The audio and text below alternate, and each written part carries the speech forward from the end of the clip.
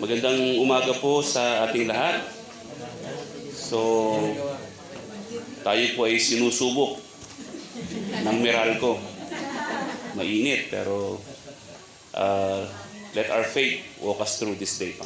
Tulungan tayo ng Panginoon. Kaya po natin yan. Yung mga iinom po ng maintenance, uminom na po. So, bago po tayo makapanimula, ilang announcement po. So, tapos na po yung Sunday School natin kayo ng umaga. Maganda po yung ating message. Our worship service is 10:30 to 12:15. And then our lunch fellowship po, 12:15 to 1:45. At 1:45 onwards, yung devotion po and the prayer time. So, ilang paalala po na bago po tayo magsimula ay panatilihin po natin sana po ang ating focus sa teachings, sa pag-aawitan. Iwasan po natin ng any unnecessary movements or noises. Paki-turn off na rin po ang ating mga phone kasi po ito ay makakaagaw po ng attention po ng iba, lalo na po during the teaching of the gospel. Sabi po sa Habakkuk 2:20, ngunit ang Panginoon ay nasa kanyang templong banal, tumahimik ang buong lupa sa harapan niya. Ilang minutong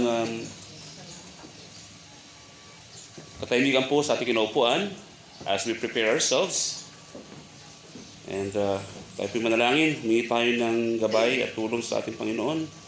Ama namin nasa langit, salamat po Ama sa panibagong umaga na ibinigay niyo po sa amin. Sa pagmulat po namin mata at kami po ay merong buhay at kalakasan. Kaya niyo pong gamitin po namin po itong buhay na ibinigay niyo po sa amin upang sambahin po kayo ngayong umaga po maghapon.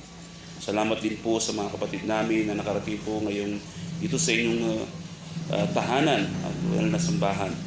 Hayaan niyo pong maging kalugod-lugod po sa inyong harapan ang aming pong pag-aawitan at ang aming pong mga panalangin Panginoon. Layo niyo po kami sa anumang disturbances and tulungan niyo po kami upang kami po ay maging karapat-dapat sa inyong harapan, Panginoon. Salamat po ang aming dalangin sa pangalan po ni Jesus. Amen. At sa ating panimula ay samahan niyo po ako habang binubuklat ko po ang ating Bible. Punta po tayo sa mga awit, Psalms 109. Mga awit, 109. Kung nariyan na po kayo, Psalms 109, huwag kang manahimik, O Diyos ng aking pagpupuri, sapagkat ang masama at mandarayang bibig ay nabuksan laban sa akin, na nagsalsalita laban sa akin na may dilang sinungaling. May mga salita ng pagkapuot na ako'y kanilang pinalibutan at lumaban sa akin ng walang kadahilanan. Kapalit ng aking pag-ibig, sila ay mga taga-usig ko, ngunit ako ay nasa panalangin. Kaya't ginantihan nila ng masama ang kabutihan ko at pagkapuot sa pag-ibig ko. Pumili kayo ng masamang tao laban sa kanya at tumayo nawa ang isang taga-usig sa kanyang kanang kamay. Kapag siya'y niritis, lumabas nawa siyang nagkasala at ibilang nawang kasalanan ang kanyang dalangin.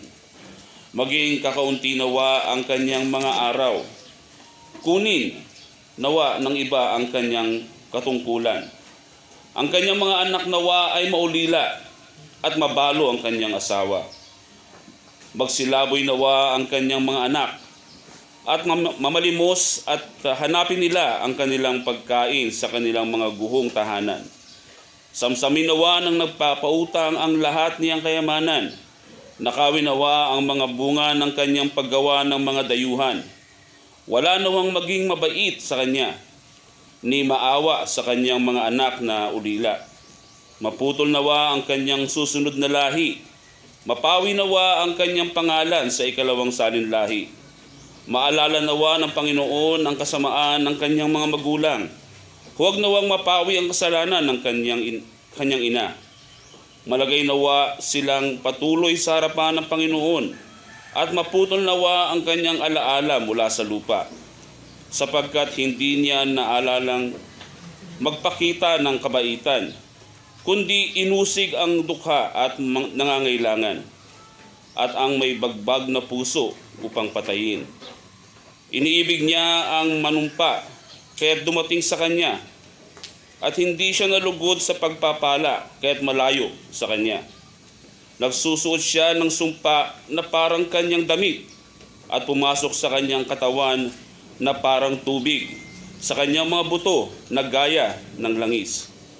Ito naway maging gaya ng kasuotang kanyang ibinabalabal, gaya ng pamigkis na kanyang ipinamimigkis araw-araw. Ito nawa ang maging ganti sa mga nagbibintang sa akin mula sa Panginoon, sa mga nagsasalita na kasamaan laban sa aking buhay. Ngunit ikaw, O Diyos kong Panginoon, gumawa ka para sa akin alang-alang sa iyong pangalan, sapagkat ang iyong tapat na pag-ibig ay mabuti. Iligtas mo ako, sapagkat ako'y dukha at nangangailangan, at ang aking puso ay nasaktan sa loob ko. Ako'y naglalahong gaya ng aninong kapag ito'y humahaba. Ako'y nililiglig na gaya ng balang. Ang aking mga tuhod ay mahina dahil sa pag-aayuno. Ang aking laman ay nagkukulang sa katabaan. Ako naman ay naging hamak sa kanila. Kapag nakikita nila ako, ang ulo nila ay kanilang iniiling. O Panginoon kong Diyos, tulungan mo ako. Ayon sa iyong tapat na pag-ibig, ako ay iligtas mo. Hayaan mong malaman nila na ito'y iyong kamay. Ikaw, O Panginoon, ang gumawa nito. Hayaang sumumpa sila, ngunit magpala ka. Kapag sila'y bumangon, sila'y mapapahiya, ngunit ang iyong lingkod ay magagalak. Ang akin nawang mga kaaway ay masuotan ng kawalang dangal. Mabalot nawa sila sa kanilang kahihiyan na gaya ng sa isang balabal. Sa pamamagitan ng aking bibig ay magpasalamat ako ng napakalaki sa Panginoon. Pupurihin ko siya sa gitna ng maraming tao.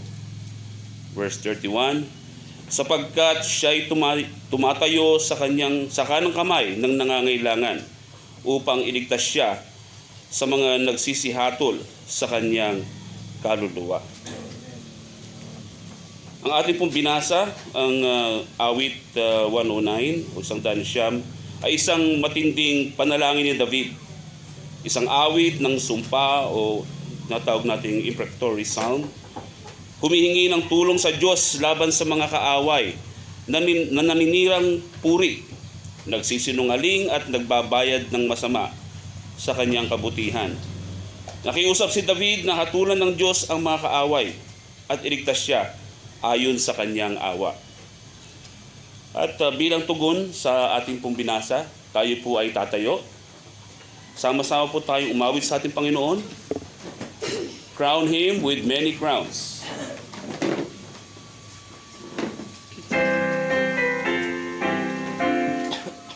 One, two, three.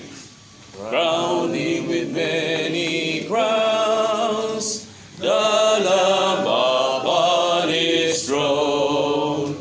Hark how the heavenly anthem drones, all music but its own. Awake my soul and sing of Him who died for thee, and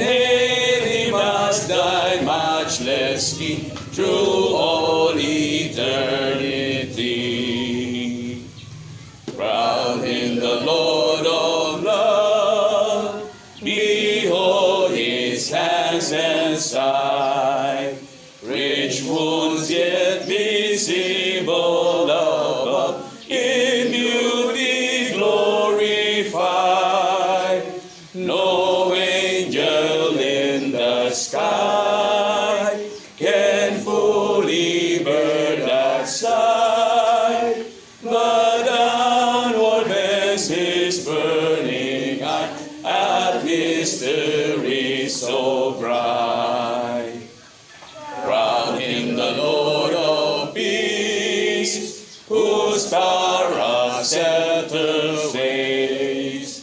From pole to pole the wars may cease, absorbed in prayer and praise. His reign shall know no end, and round his fierce hill feet, fair flowers of paradise extend, their fragrance ever sweet.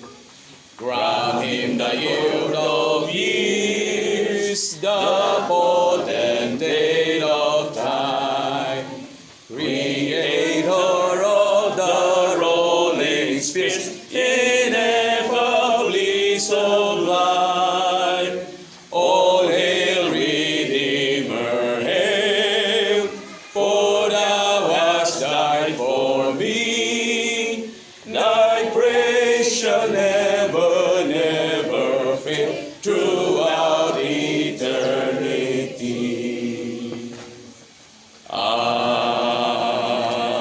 Amen. Panginoon, purihin po kayo. Salamat po at kami po ay nandito ngayon. Ingatan niyo po kami gabayan sa buong araw na ito at nawa po kayo ang maluwalhati sa aming mga papuri at awitan. Salamat po. Ito po ang aming dalangin sa pangalan po ni Jesus. Amen. Scripture reading. Muli po buksan po natin ang ating mga Bibles sa John chapter 18 verses 28 to 40. 1, 18, 28 to 40. Kung nariyan na po kayo ay samahan niyo po ako sa pagbabasa sa inyong mga upuan. Pagkatapos ay dinala nila si Jesus mula kay Caiphas hanggang sa palasyo ng gobernador. Noon ay maaga pa at sila'y hindi pumasok sa punong himpilan upang hindi marumihan at upang sila'y makakain ng kordero ng Paskwa. Kaya't lumabas si Pilato at sinabi sa kanila, "Anong paratang ang dala ninyong laban sa taong ito?" Sila'y sumagot at sinabi sa kanya, "Kung ang taong ito'y hindi gumawa ng masama, ay hindi sana namin dinala sa iyo." Sinabi ni Pilato sa kanila, "Kunin ninyo siya at siya'y inyong hatulan ayon sa inyong batas." Sinabi ng mga Hudyo sa kanya, "Hindi kami pahihintulutan na ipapatay ang sinumang tao." Ito ay upang matupad ang salitang sinabi ni Jesus ng kanyang ipahiwatig kung sa anumang paraan ng kamatayan siya mamatay. Si Pilato ay muling pumasok sa palasyo ng gobernador at tinawag si Jesus at sinabi sa kanya, "Ikaw ba ang hari ng mga Hudyo?" Sumagot si Jesus, "Sinasabi mo ba ito mula sa iyong sarili o may ibang nagsabi sa iyo tungkol sa akin?" Si Pilato ay sumagot, "Ako ba'y Hudyo? Ang iyong sariling bansa at ang mga punong pari ang nagdala sa iyo sa akin. Ano bang ginawa mo?" Sumagot si Jesus, "Ang kaharian ko ay hindi mula sa sanlibutan ito. Kung ang kaharian ko ay mula sa sanlibutan ito, ang aking mga tauhan ay makikipaglaban sana upang ako'y huwag maibigay sa mga Hudyo. Ngunit ang aking kaharian ay hindi mula rito." Sinabi sa kanya ni Pilato, "Kung gayon, ikaw ay hari." Sumagot si Jesus, "Ikaw ang nagsasabing ako'y hari. Ako'y ipinanganak dahil dito, at dahil dito ay pumarito ako sa sanlibutan upang magpatotoo sa katotohanan. Ang bawat isang panig sa katotohanan ay nakikinig sa aking tinig." Sinabi sa kanya ni Pilato, "Ano ang katotohanan?" At nang masabi niya ito ay lumabas siyang muli sa mga Hudyo at sa kanila'y sinabi, "Wala akong makitang anumang kasalanan sa kanya. Ngunit kayo'y may kaugalian na maaari kong pakawalan ang isang tao para sa inyo sa Paskwa. Gusto ba ninyong pakawalan ko para sa inyo ang hari ng mga Hudyo?" Verse 40, sila'y sumigaw na muli, "Hindi ang taong ito, kundi si Barabas." Si Barabas ay isang tulisan. Purihin ng Panginoon sa pagbasa ng kanyang salita. Ang ating pong binasa sa Juan ay ito na po yung paghahatol sa ating Panginoong Jesucristo. Ito ay naglalarawan ng paglilitis kay Jesus sa harap ng Romanong gobernador na si Poncio Pilato, kung saan binigyan diin na ang kaarihan ni Jesus ay hindi sa mundong ito, kundi tungkol sa katotohanan. At muli, tayo po'y aawit bilang tugon sa ating pong binasa. A mighty fortress is our God.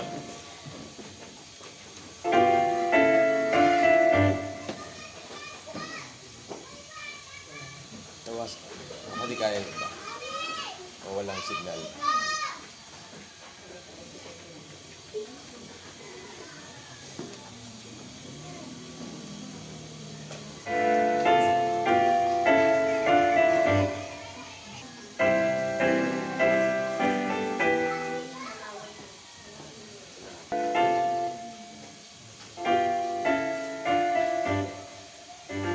Hina lang.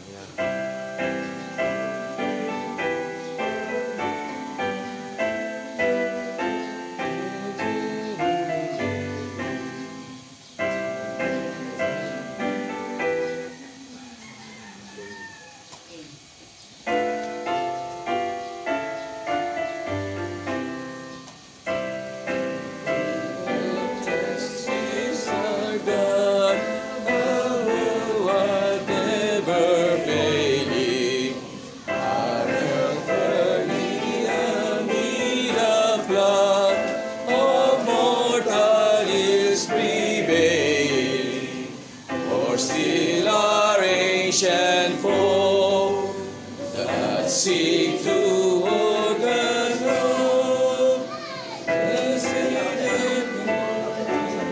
Sundin mo. Sige pa naman. Sige.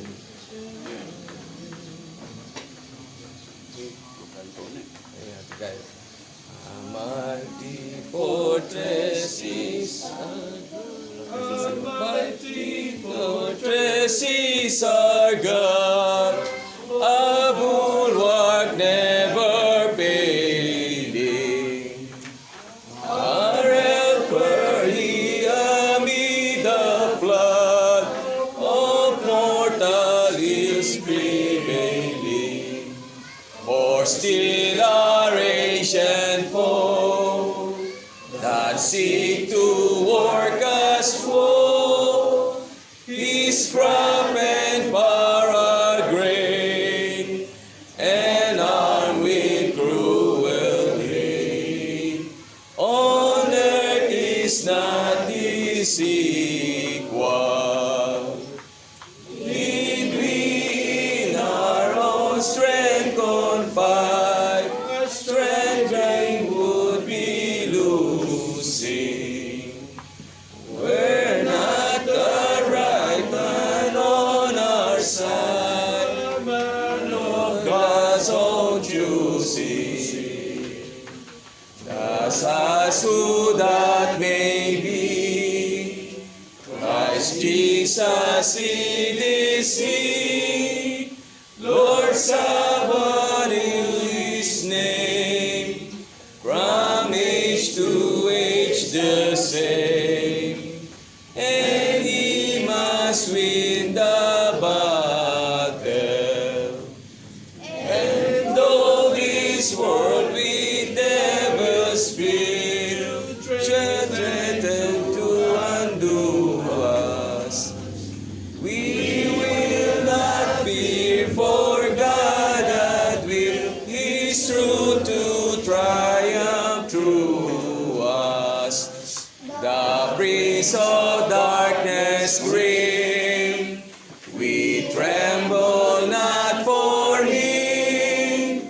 His rage we can endure, follow his doom is sure. One little word shall fail him.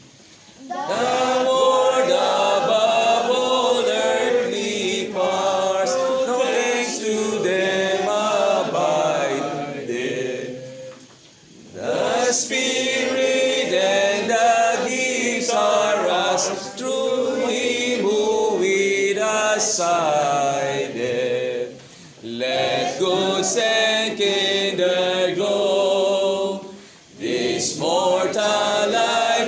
soul, the body they may kill, God's truth abideth still.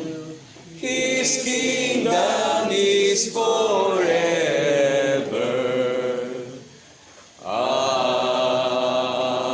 Amen.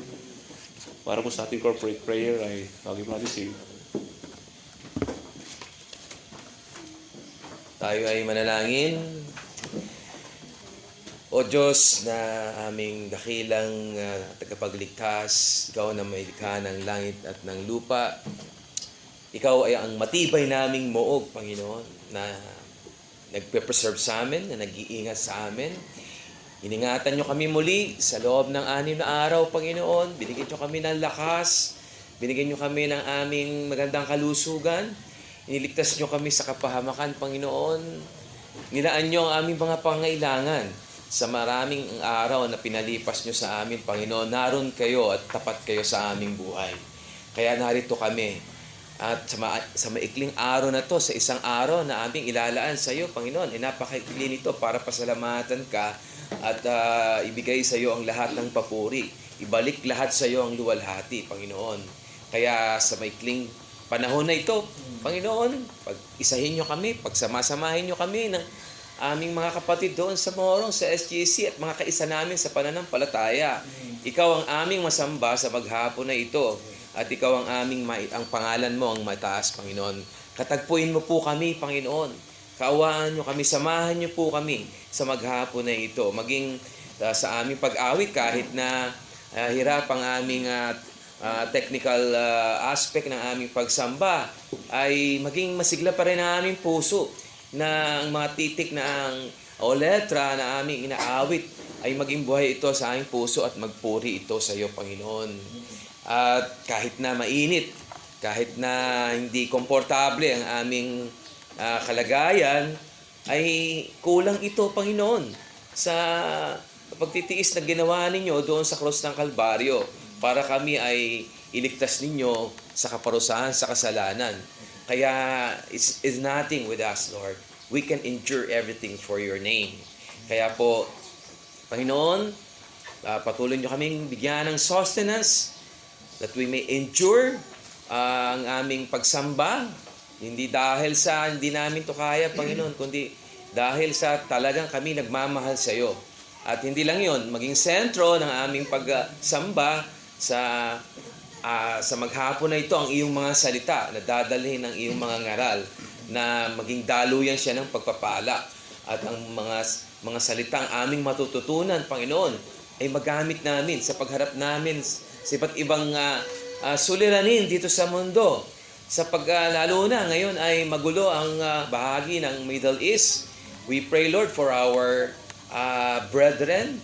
We pray for our kababayan doon sa lugar na yon na hindi lumala ang gera at matapos po ito, Panginoon, at hindi maapektuhan ang maraming buhay sa buong mundo at maging ang aming buhay dito sa Pilipinas.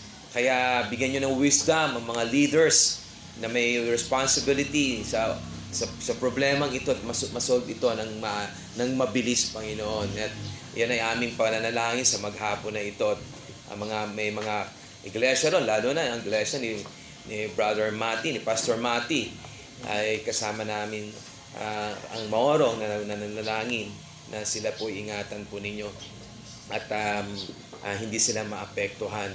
Kaya sa maghapon, Panginoon, ikaw ang aming maging makasama namin, ikaw ang maging sentro ng aming isip. Tanggalin niyo ang mga anumang distractions sa aming sarili, mga malalayong isip na kahit nasa loob na ng bahay, sambahan, ay iba pa rin ang iniisip. Yan ay tukso sa aming pagsamba, Panginoon. Kaya nawa ay hindi po yan mangyari sa maghapon na ito. Ang lahat ng papuri at pasalamat ay sa iyo lamang. Sa pangalan ng Panginoon Kristo. Amen. Amen. tayo po'y maupo. At bago po tayo makapakinig ng salita ng Panginoon ay muli po tayo aawit ng ating preparatory hymn. Stand up, Stand up for Jesus. Kaya na.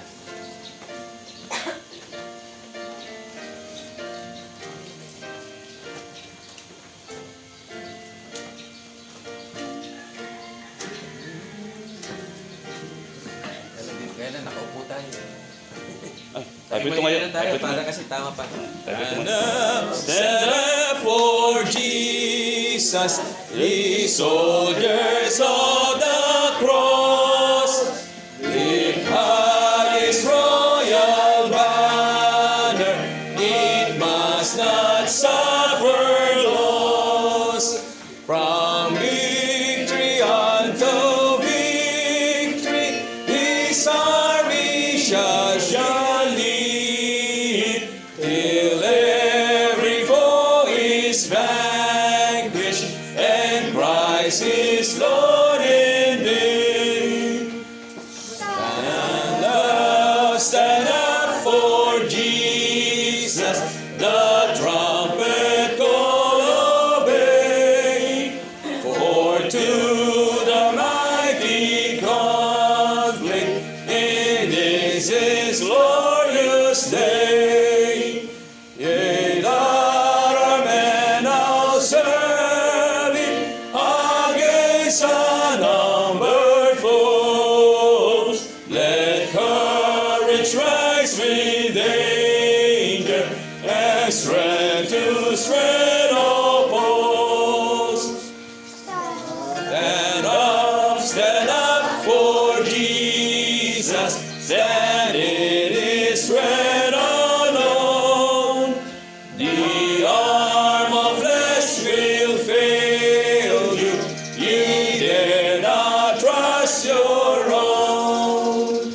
Put on the gospel armor, each piece put on with prayer, where duty calls all danger, be never wanting there. Stand up for Jesus, the strife will not be long. This day the noise of battle, the next the victor's song. To him that overcome it, a crown of life shall be. He with the King of glory shall reign eternally. Amen. Tayo na po yung maupo. At handa na po natin mga sarili sa pag-aaral na pangunahan po ni Brother Ruben. Kaya po nang napadalangin kanina ni Brother Aldrin, meron po tayong gera sa currently in the Middle East. After po nag-strike ang mga Israelites sa Iran, sila po ay bumawi. At ang pagbawi nila ay sa dako ng Bahrain. So binomba po nila ang US Embassy sa Bahrain. At kaya po pinapanalangin natin ang ating mga kapatid doon. Ang ating pong Pastor Mati, na membro po dati ng Morong Church. At sama rin siguro natin sa panalangin dahil po by March 20 all the way to the first week of April, ang ating pong Pastor Rene ay pupunta sa Middle East para po sa isang conference doon sa mga taga Saudi. March 20 to April 4. So prayerfully, tapos na po yung gulong ito at loobin ng Panginoon na magkaroon po ng kapayapaan. At when we talk about wars and rumors of wars, alam mo, mahilig po kasi ako sa movies. Ang paborito ko po yung Troy, na kung saan si Brad Pitt yung bida. Siya yung si Achilles na bida doon. At kung tatandaan nyo, sa inyo mga nakapanood noon, ay meron po silang paglalaban. At nakikita natin doon yung isang katangian ng isang warrior. Ang warrior na yan ay may suit, may battle suit, may armor na sinusuot at may mga panlaban para po sa kanyang pakikipaglaban. So, used for attack and for defense. At sa pag-aaral po natin ngayon ay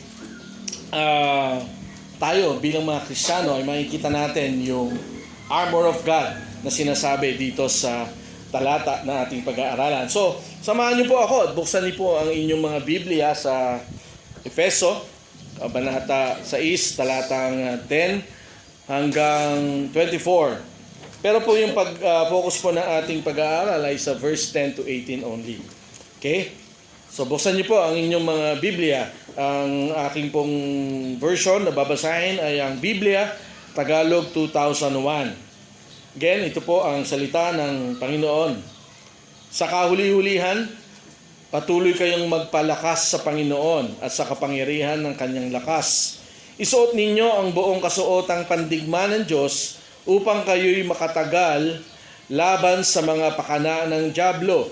Sapagkat ang ating pakikipaglaban ay hindi laban sa laman at dugo, kundi laban sa mga pinuno, laban sa mga may kapangyarihan, laban sa mga kapangyarihang di nakikita na naghahari sa sanlibutan sa kadilimang ito, laban sa hukbong espiritual ng kasamaan sa kalangitan. Kaya't kunin ninyo ang buong baluti ng Diyos upang kayo'y makatagal sa araw na masama.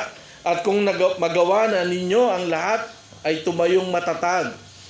Kaya tumindig kayo na ang inyong mga baywang ay nabibigkisan ng katotohanan na suot ang baluti ng katwiran at nakasuot sa inyong mga paa ang pagiging handa para sa ebanghelyo ng kapayapaan. Kasama ang lahat ng mga ito, taglayin ninyo ang kalasag ng pananampalataya na sa pamamagitan nito ay inyong masusugpo ang mga nag-aapoy na palaso ng masama. At taglayin ninyo ang helmet ng kaligtasan at ang tabak ng Espiritu na siyang salita ng Diyos. Manalangin kayo sa Espiritu sa lahat ng panahon, sa bawat panalangin at pagsamo. At sa bagay na ito ay maging handa na may buong pagtitiyaga at pagsusumamo para sa lahat ng mga banal. Idalangin din ninyo ako upang ako'y pagkalooban ng pananalita sa pagbukas ng aking bibig, upang ipahayag na may katapangan ang ihiwaga ng Ebanghelyo, na dahil dito ako'y isang sugong may tanikala, upang ito'y aking maipahayag na may katapangan gaya ng nararapat na aking sabihin. At upang malaman din nyo ang mga bagay tungkol sa akin at ang aking kalagayan, si Tychicus ang siyang magsasalaysay sa inyo ng lahat ng mga bagay. Siya na aking minamahal na kapatid at tapat na lingkod ng Panginoon. Isinusugo ko siya sa inyo para sa bagay na ito upang malaman ninyo ang mga bagay tungkol sa amin at upang kanyang pasiglahin ang inyong mga puso. Kapayapaan nawa sa mga kapatid at pag-ibig na may pananampalataya mula sa Diyos Ama at sa Panginoong Jesucristo. Ang biyaya naway sumakanilang lahat na mayroong pag-ibig na di kumukupas sa ating Panginoong Jesucristo. Saglit po tayong manalangin. O aming Diyos at aming Ama, salamat po sa iyong mga salita. Nawa po, Panginoon, ang mga salitang ito ay magsalita sa amin, sa aming mga puso, sa aming mga isipan. At nawa, Panginoon, ikaw ang gumawa sa aming kalagitnaan at ikaw ang mapuri sa aming pananambahan ngayon. Ito po aming dalangin sa pangalan ni Jesus. Amen. So, brief review po ng ating pong pagtatapos ng pag-aaral ng Efeso. So, again, from chapters 1 to chapter 3, ito po ay doctrinal. At ang chapters 4 to chapter 6, ito po ay duty. Christian duty. At pagdating sa chapter 5, particularly yung verses 21 onwards, tinatalakay dito yung practical duty natin na mga mananampalataya. Hanggang sa ating inaral last month, yung talata na nakatuon primarily sa mga Kristiyanong sambahayan at sa mga vocation or trabaho natin na tinalakay din natin kaninang umaga sa ating Sunday School. So ang kabuuan po ng mini-series ay nag-start po siya sa Ephesians chapter 5 verses 22 at nagtatapos po siya sa chapter 6 verse 9. Ito po yung foundation ng teksto. Ang foundation ng teksto ay yung chapter 5 verse 21 na sabi doon, pasakop kayo sa isa't isa dahil sa takot kay Kristo. Submitting to one another out of reverence for Christ. So kaya tayo nagsasubmit sa isa't isa because this is out of our reverence for Christ Jesus our Lord. At kasama dito sa buong talata, yung teaching about family dynamics. Ano po? Yung husband and wife dynamics, yung parent-children na tinalakay natin kanina, at yung master-servant. So sa ating teksto ngayon na binasa at pag-aaralan, ito yung tinatawag sa Reformed Theology na the Christian warfare. So nasa spiritual battle po tayo. Nasa warfare po tayo. Maging malakas, maging matatag, at yung pagsusuot ng battle armor. Yun yung ating charge dito sa ating pag-aaral ngayon. So before becoming a Christian, we know na we are following the prince of this world, the power of the air, na sinabi po dun sa chapter 2, verses 1 and 2. The spirit that is now at work in us, in the sons of disobedience, the children of wrath. Tayo po yun. Dati, bago tayo nagkaroon ng relasyon kay Kristo bilang ating Panginoon tagapagligtas. At nung tayo nga ay naging Kristiyano na, hindi pa po natatapos ang laban. Kaya nga po tayo nasa spiritual warfare. We are in a battle. We are in spiritual war. At ito pong pag-aaral natin ngayon, ito po ay 3 parts. Yung part 1, ito po yung verse 10.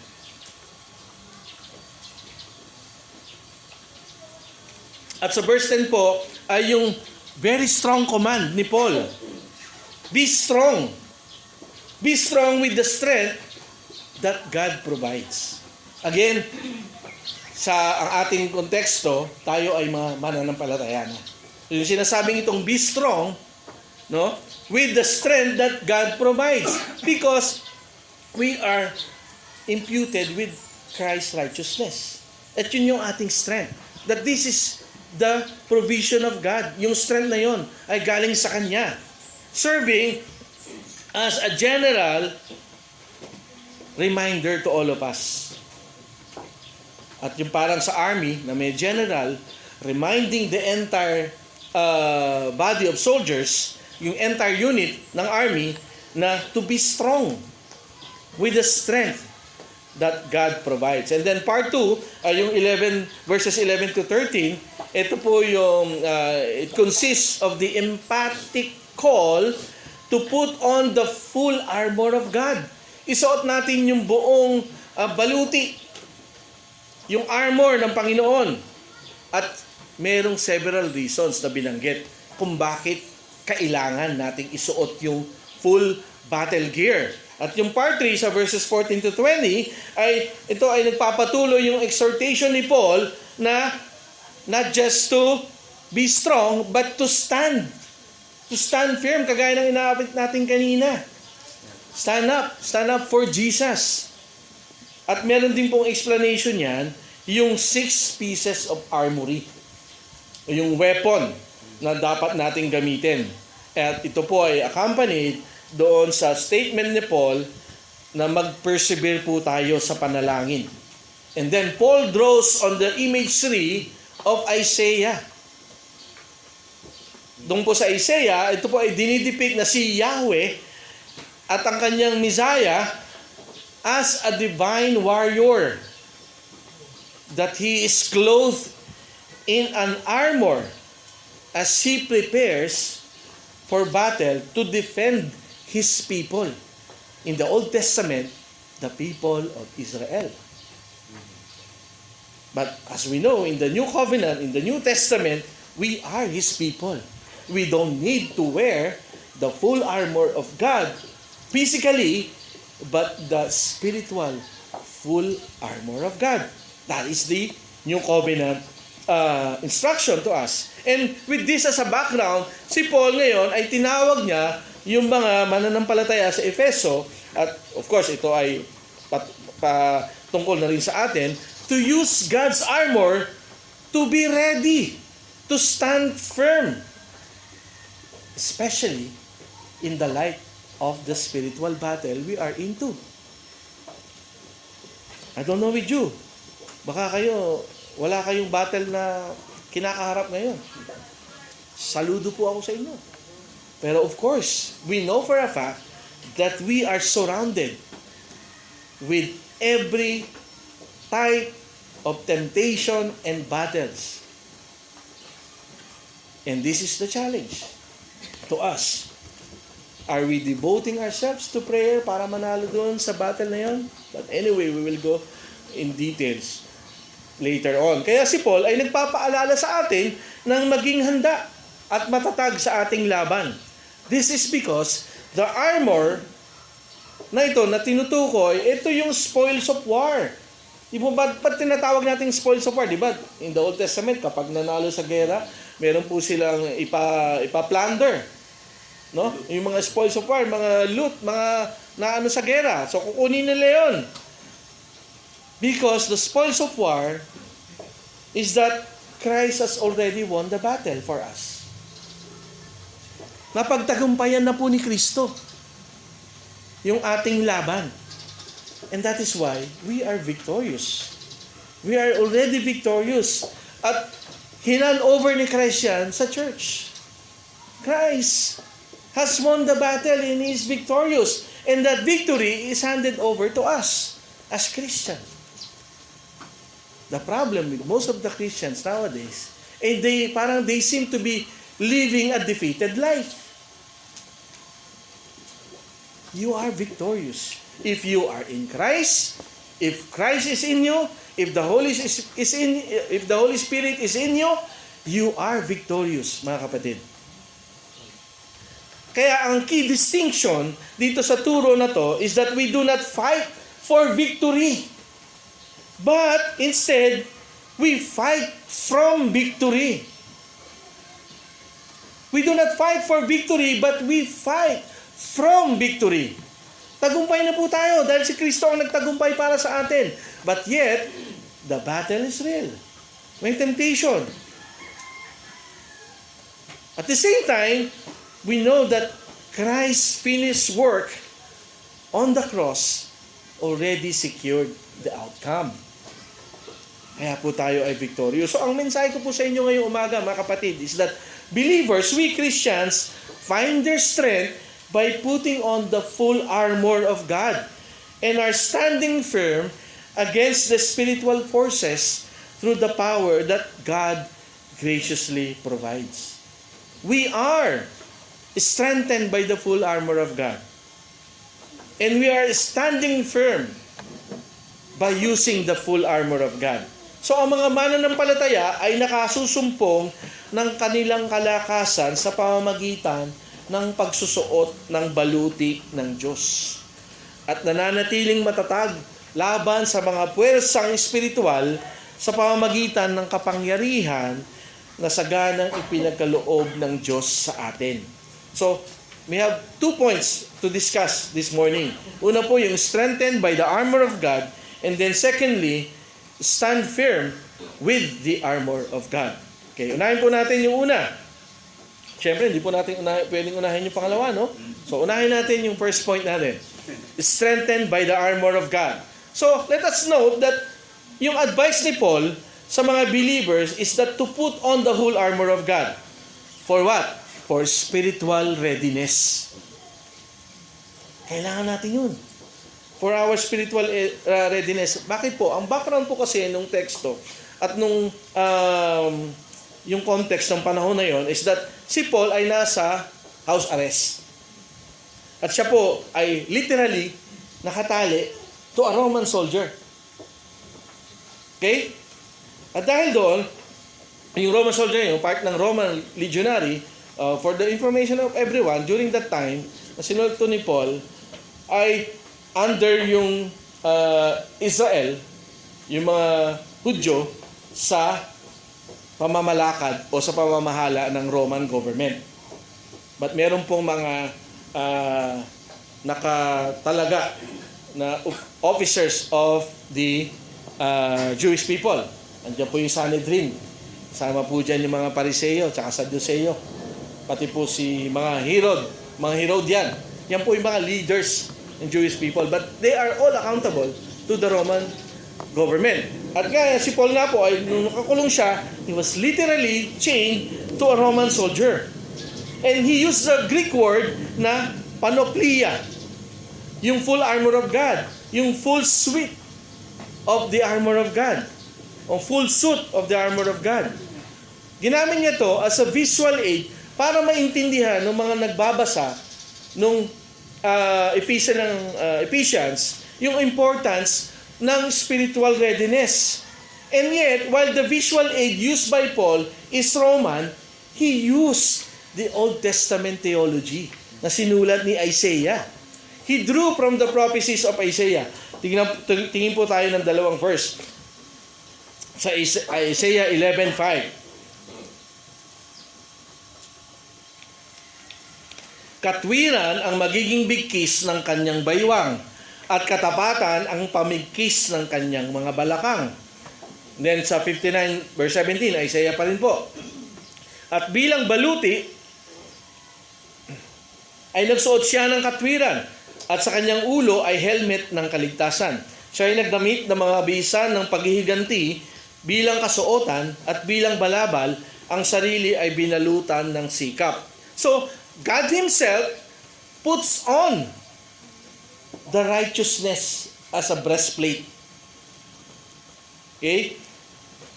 Yung katwiran ang naging bigkis sa kanyang baywang, at ang katapatan sa pamigkis ng kanyang mga balakang. No? And then, not only that, God puts on the helmet of salvation. For what? To fight for His people. And to vindicate His people. Yun po yung prophecy ni Isaiah. At kaya po ito sinulat ni Isaiah because as we know, during this time, sila po, yung mga Israel, ay nasasakop ng mga Babylonian. Okay? Hindi sila free. Dahil sa kanilang katigasan ng ulo, yung sinabi ng Panginoon ay kayo ay sasakupin ng Babylon. And then sinakop sila ng Assyria. At pagdating sa New Testament, mga Roman government naman. So, doon. But here, sinasabi na i-vindicate ko kayo. And that is why God is putting Himself, the righteousness as a breastplate, and the helmet of salvation to fight for you. Did God fought for them? Fight for them? Literally? Hindi naman, di ba? But they returned to their promised land 70 years after. At dito, sa Isaiah 59:16, yung flaming arrows na sinasabi, sa verse 16 ng Ephesians pala, it refers to the literal arrow po ito na naka-dip sa na may apoy. Kapag tinira, ganon, parang nga 'di ba sa Troy?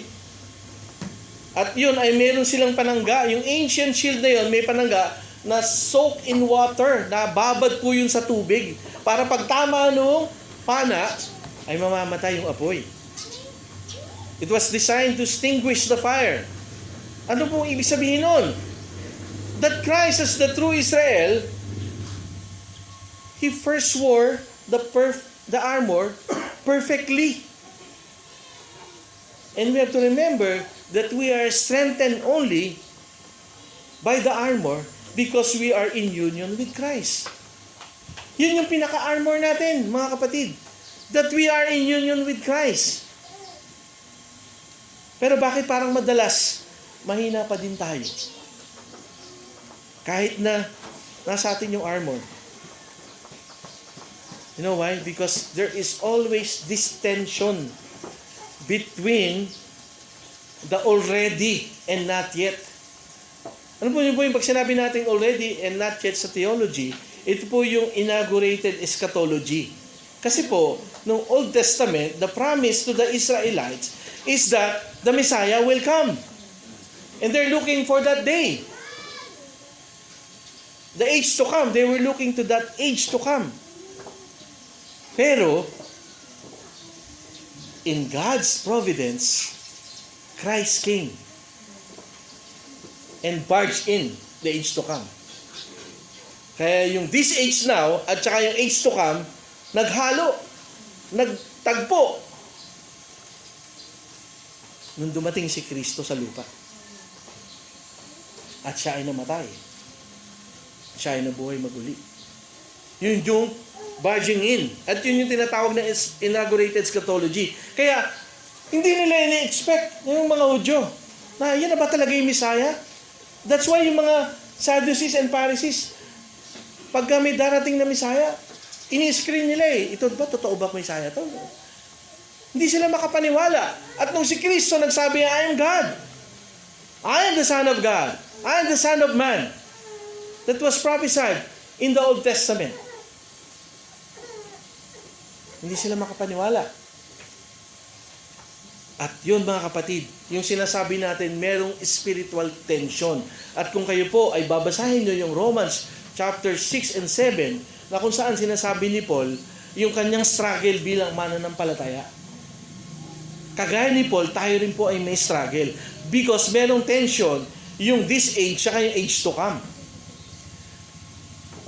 Supposedly, pagdating ni Kristo, dapat bago na lahat eh. Pero ano sabi sa 2 Corinthians 5:17? Therefore, if anyone is in Christ, a new creation. Sa original Greek po, wala po yung he is. Therefore, if anyone is in Christ, a new creation. But yeah, okay, let's put it, he is.